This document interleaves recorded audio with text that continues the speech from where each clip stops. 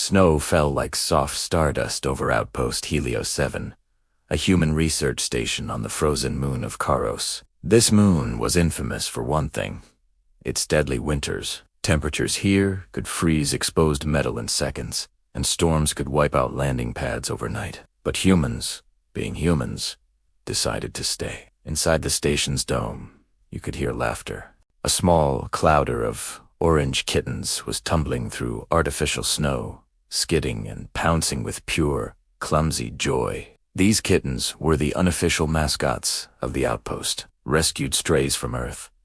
Someone had once argued that morale mattered more than regulations, and thankfully, they won. Commander Aisha Khan watched them fondly, sipping her tea. "Best decision we ever made," she murmured. Just then, the alarms blared to life. A robotic voice announced, "Distress signal detected. Life signs. Jovial, non-human." Aisha's smile vanished. "Location?" she asked. The AI responded.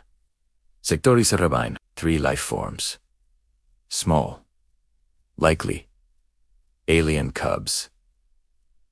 The room went silent. Kharos was neutral territory, a place most species avoided. For alien cubs to be out there alone in this storm, it meant they were lost. Or worse, abandoned. "Prep. A rescue team," Aisha had ordered without hesitation. "Cold suits, medkits, thermal blankets." She paused, then glanced at the kittens, still playing. "And bring the kittens." The science officer looked at her, confused. "Commander," Aisha's voice was calm. "They generate body heat, they reduce stress, and they somehow survive everything. Trust me." Minutes later, a snowcrawler roared into the storm, its lights cutting through the blinding white darkness. Inside, 3 humans huddled together while a basket of kittens purred, completely unaware they were part of a first-contact rescue mission. The ravine was even worse than they feared.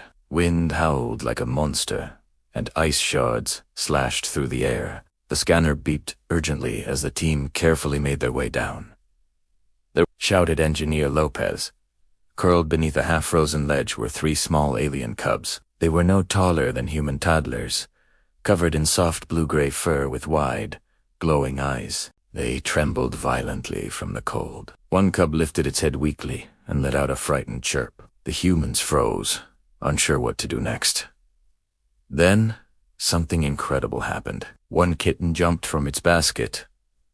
Then another, and another. Before anyone could react, the kittens waddled through the deep snow, straight toward the alien cubs. Aisha started to call out, but stopped. The cubs weren't scared. They were just staring. The kittens climbed right into the huddle of alien fur and limbs, instinctively curling up against the cold bodies. Their soft purring filled the air, a strangely comforting sound against the raging wind. The cubs' shivering began to slow down. The thermal readings on their scanners spiked upward. "There. Sharing heat," Lopez whispered in awe, "like they've done this their whole lives." One of the alien cubs carefully reached out and touched a kitten's ear. The kitten responded by licking its paw and gently placing it on the cub's face. The cub let out a sound that could only be described as a giggle. Aisha felt a lump form in her throat. "Let's get them home," she said softly.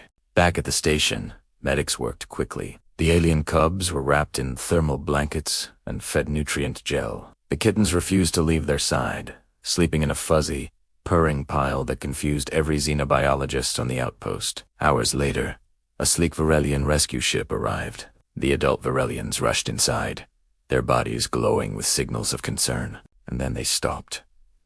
Their cubs were alive. They were warm, and they were laughing, surrounded by tiny, purring predators from another world. The lead Varelian stepped forward, protected them. He asked, his voice filled with disbelief. Aisha simply nodded. They were cold. So we helped. The alien's eyes shimmered with deep emotion. "Our species avoids cold worlds." I sighed softly. "We believed no one would risk themselves for children who were not their own." Aisha just shrugged. "Humans do that. A lot." "And the small ones?" the Varelian asked. gesturing to the kittens. Their family, Aisha replied. Silence filled the room. Then the Varelian gave a full, ancient bow of gratitude. Today, he said, his voice steady but emotional, the galaxy learned something new about humans. What's that? Lopez asked. The Varelian looked at the scene before him, that humans will face death, ice, and the stars themselves.